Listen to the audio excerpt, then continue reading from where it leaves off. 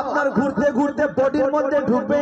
আমার আল্লাহ পাক আল্লাহ তাআলা মানুষকে জিন্দা করে আবার কবর থেকে উঠাবেন। মানুষ নিজ নিজ কবর থেকে নিজের নাম ও আমল নিয়ে উঠবে। নেককারের নাম ও আমল ডান হাতে দিবে, আর গুনাহগারের নাম ও আমল আপনার বাম হাতে দিবে। আপনারা ডান হাতে চান না বাম হাতে? ডান হাতে চান না বাম হাতে? আল্লাহর কাছে সব সময় দোয়া করবেন, আল্লাহ আমাদেরকে তুমি ডান হাতে নিজের নাম ও আমল দিও। সুবহানাল্লাহ বলুন। আল্লাহ যেন আমাদের নাম ও আমল ডান হাতে দেয়। এই নাম ও আমল নিয়ে মানুষ দৌড়াতে দৌড়াতে হাসরের ময়দানে যাবে। নফসি নফসি আলম হবে, যেখানে মা বেটার হবে না, বেটা মায়ের হবে না, বাপ বেটির হবে না, বেটি মায়ের হবে না।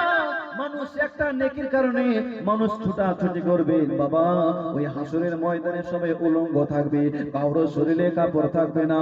মা আয়েশা সিদ্দিকা আমার নবীকে প্রশ্ন করেছিলেন, ইয়া রাসূলুল্লাহ, ইয়া হাবিবাল্লাহ, নবী গো, কাল ময়দানে মেশারে সবাই উলঙ্গ হয়ে থাকবে, পুরুষ মহিলা কারো শরীরে কাপড় থাকবে না হুজুর, তাহলে কি এক অপরকে দেখে লজ্জা লাগবে না? নবী আমার বলেছিলেন, আয়েশা ওই সময় এক অপরকে দেখা তো দূরে থাক, মানুষের একটাই চিন্তা থাকবে, আজকের এই কঠিন দিনে কে হয়ে আমার হয়ে সুপারিশ করবে। সুবহানাল্লাহ। আজকের দিনে কে আমার হয়ে সুপারিশ করবে?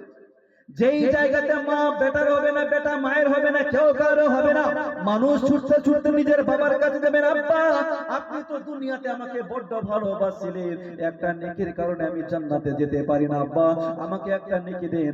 আপনার আব্বা আপনাকে দেবে না।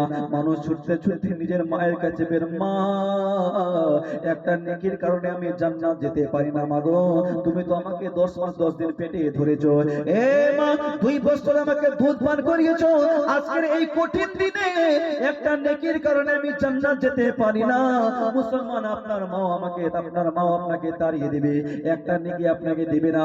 মুসলমান মানুষ ছুটতে ছুটতে বাবা আদম আলাইহিস সালামের কাছে যাবেন, আপনি তো আমাদের আদি পিতা, একটা নেকির জন্য আদম আলাইহিস সালাম বলেন সেদিন আমি পারবো না। মুসা নবীর কাছে যাবে, সে বলবেন আমিও পারবো না। ঈসা রুহুল্লাহর কাছে যাবে, সে বলবেন আমিও পারবো না।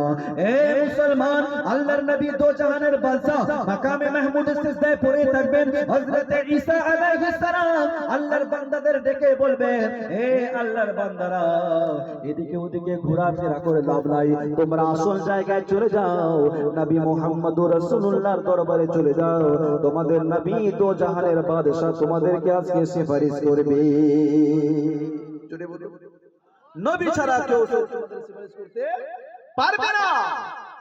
মানুষ ছুটতে ছুটতে আল্লাহর নবী দো জাহানের বাদশার দরবারে পৌঁছাবেন, নবী আমার মাকামে মাহমুদের সিজদায় পড়ে থাকবেন, ইয়া রাসূলুল্লাহ সকলের দরবারে গিয়েছিলাম গো নবী, সকলে আমাদেরকে তাড়িয়ে দিয়েছে হুজুর, আজকে আমাদের জন্য আপনি সুপারিশ করুন, আপনি সুপারিশ না করলে আমরা জান্নাতে যেতে পারবো না। আমার